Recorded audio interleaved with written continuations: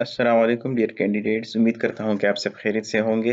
पहले वीडियो में हमने तकरीबन पार्ट 1 कंप्लीट कर लिया था। अभी पार्ट 2 में हम करेंगे अपॉइंटमेंट्स बाय प्रमोशन और ट्रांसफ़र। फिर इसके बाद हम अपॉइंटमेंट बाय इनिशियल अपॉइंटमेंट, और उसके बाद फिर हम एड हॉक एंड फिर प्रोबेशन। ये 4-5 चीज़ें हैं। हम इसमें थोड़ा सा इसे गो थ्रू करते हैं, थोड़ा स्पीड अप होंगे क्योंकि सारी जनरल चीज़ें हैं, ये आपको पता भी होंगी, इसलिए मैं थोड़ा सा स्पीड अप कवर करूंगा ये पोर्शन। इसमें पॉइंट 7 है promotion transfers to post in basic pay scale 2 and 18।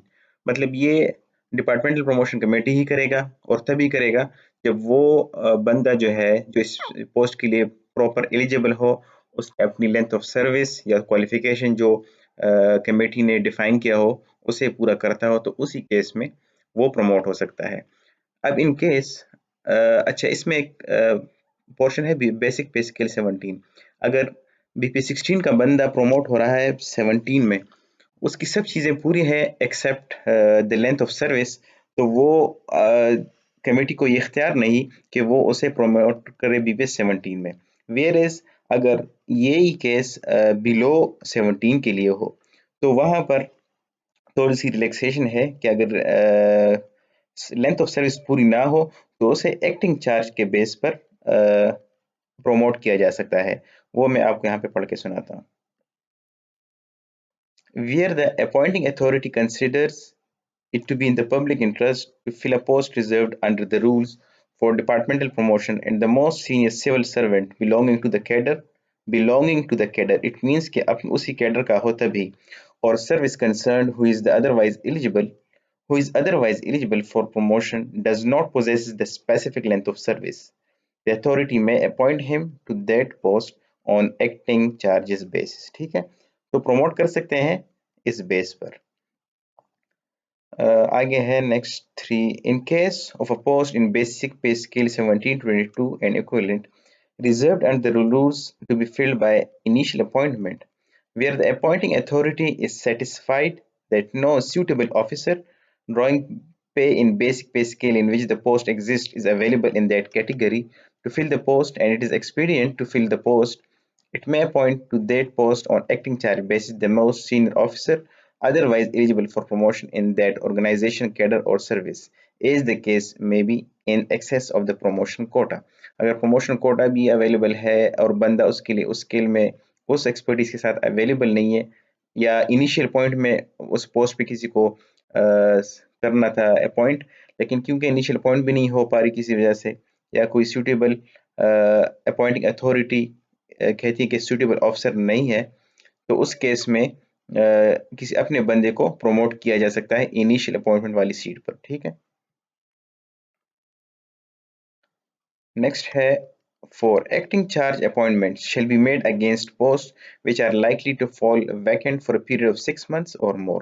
Against vacancies occurring for less than 6 months, current charge appointment may be made according to the orders issued from time to time. तो ये जो acting charge है shall be made against the post which are likely to fall vacant for, तो acting charge पे तभी कर सकते हैं क्या जिससे ये खदशा हो कि ये सीट 6 महीनों या इससे जायद के लिए खाली पड़ी रहेगी, इस वजह से फिर उस केस में एक्टिंग चार्ज बेस पर अपॉइंटमेंट की जाती है, जो कि हमने ऊपर पढ़ा है कि प्रमोट कर सकते हैं।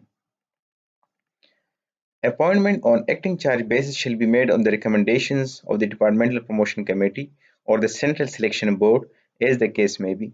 Same in the case of posts in BPS 22 and equivalent। ठीक है, ये भी वही बात है। Acting charge appointment shall not amount to appointment by promotion on regular basis for any purpose including seniority। अच्छा, ये बंदा जो एक्टिंग चार्ज पे है, ये उस कैडर में सीनियोरिटी क्लेम उस डेट से नहीं कर सकता अनलेस वो अपना लेंथ ऑफ सर्विस पूरा करे तो। Acting charge appointment shall not confer any vested right for regular promotion to the post held on acting charging basis। Acting charge basis पर अगर वो बंदा है तो वो रेगुलर प्रमोट कंसिडर नहीं हो सकता किसी सूरत में। Appointments by transfer shall be made from amongst the persons holding appointment on a regular basis in post in the same basic pay scale or equivalent to or identical with the post to be filled। तो अगर appointment की ज़रूरत पड़ती है तो transfer के तौर पर, यानी किसी एक ही कैडर के बंदे हैं तो डिपार्टमेंट्स के साथ ट्रांसफर भी किया जा सकता है प्रमोट करने के लिए। नेक्स्ट पार्ट 3 है initial appointment.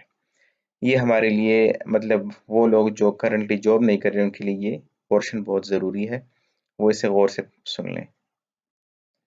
Initial appointment to the All Pakistan Service, the civil service of the Federation post in connection with the affairs of the Federation basic pay scale 16 and above or equivalent, except those which fall under the Federal Public Service Commission Functions Rule 1978, do not fall within the purview of the Commission, shall be made on the basis of tests and examination to be conducted by the Commission.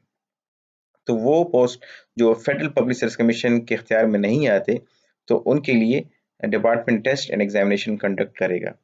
Initial appointments to post in basic pay scale 1 to 15 and equivalent shall be made on the recommendation of तो ये किसके recommendation पे appoint किए जाएंगे? Departmental selection committee. जो इससे पहले video मैंने बताया था कि आपका जो इंटरव्यू पैनल होता है वो डिपार्टमेंटल सिलेक्शन कमेटी होता है, तो वही आपको अपॉइंटमेंट करते हैं और फिर फाइनल अथॉरिटी जो होती है अपॉइंटमेंट अथॉरिटी उस कैडर में उस स्केल में, तो उनके पास वो फाइल जाती है और वो फिर उसकी फाइनल अप्रूवल देते हैं।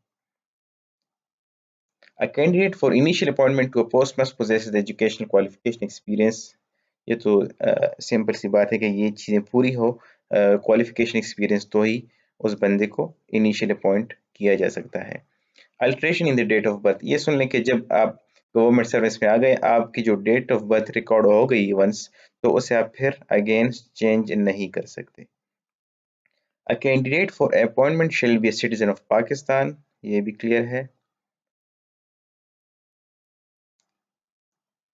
अच्छा, इसमें भी रिलैक्सेशन है अगर आपको एस्टेब्लिशमेंट डिवीजन रिलैक्सेशन देता है। लेट्स सपोज अगर आपके पास कोई डुअल नेशनलिटी है। Provided further that in case of a candidate to be appointed on temporary base post in the Pakistan missions abroad, such relocation shall not be accorded for a period exceeding 1 year at a time. Vacancies in the undermentioned post shall be filled on all Pakistan bases according with the merit and provincial or regional quotas prescribed by the government. Vacancies in the undermentioned post shall be filled, ये हो गया है। All posts in basic pay scale will be 16 above equivalent। अच्छा, ये इसके लिए 14 का सब पैराज हैं, पैरा 1 एंड 2 के वैकेंसीज इन द अंडरमेंशन्ड पोस्ट शिल be filled on all Pakistan basis, और इसमें कोटा को मद्देनजर रखा जाएगा, प्रोविंशियल को भी एंड रीजनल को भी। ठीक है, आगे है all post in basic pay scale 16 above, post in the basic pay scale 3 to 15 equivalent in offices which serves the whole of Pakistan। अच्छा, ये ऑल ऑफिस हैं, इधर प्रोविंशियल और रीजनल को ऑब्जर्व किया जाएगा जो कि पूरे पाकिस्तान में सर्व कर रहे हैं। ठीक है, लाइक फेडरल गवर्नमेंट, जिस तरह अभी कोई डिपार्टमेंट ले लें, अगर हम कंसिडर करें पाकिस्तान मेट्रोलॉजिकल डिपार्टमेंट, तो पीएमडी जो है ये पूरे मुल्क का है, तो इसमें ये कोटा को प्रॉपर तौर पर ऑब्जर्व किया जाएगा। हाँ, अगर प्रॉपर कैंडिडेट वहां से ना मिले तो फिर 2 बार उसकी एडवर्टाइजमेंट हो चुकी है फिर भी उस रीजन से प्रॉपर बंदा नहीं मिल रहा, तो उस केस में उस सीट पर मेरिट्स के साथ उसे एडवर्टाइज करके बंदा अपॉइंट कहीं से भी किया जा सकता है। Contract appointment shell be made initially for a period of 1 year. अच्छा, और वो जो मेरिट में बंदा होगा वो क्या होगा, उसका जो कॉन्ट्रैक्ट होगा वो 1 साल के लिए होगा, फिर 2 साल के लिए होगा, फिर बंदा देखेंगे फिर भी नहीं मिलता है, फिर उसका कॉन्ट्रैक्ट इस तरह एक्सटेंड किया जाएगा। Vacancies in the post of BPS 3 to 15 and equivalent offices which serve only in particular province or region shall be filled appointment of person domicile। अच्छा, एक डिपार्टमेंट है वो किसी एक स्पेसिफिक रीजन का है, चाहे वो फेडरल का है, लेकिन फिर वहां पर जो BPS 15 तक अपॉइंटमेंट्स होगी वो उस रीजन की होंगी, उस प्रोविंस की होंगी, जबकि 1 एंड 2 के जो वैकेंसीज होंगे वो लोकल कोटा से फिल किए जाएंगे। फिर इसके बाद एडहॉक एंड टेम्पररी अपॉइंटमेंट्स हैं। अच्छा, when under the federal public commission rules, ये पीरियड ऑफ 6 मंथ्स के लिए अगर कोई चीज़ नहीं, कोई बंदा नहीं मिल रहा या फेडरल पब्लिक सर्विस कमीशन आपको बंदा नहीं दे पा रहा, रिकमेंड नहीं कर पा रहा, तो उस केस में आप कोई डिपार्टमेंट, आपसे मुराद कोई डिपार्टमेंट अपॉइंटमेंट कर सकता है एडहॉक बेस पे, टेम्पररी बेस पे। ये बहुत सिंपल है, ये आप पढ़ सकते हैं। नेक्स्ट हमारे पास है प्रोबेशन। प्रोबेशन 1 साल का होता है।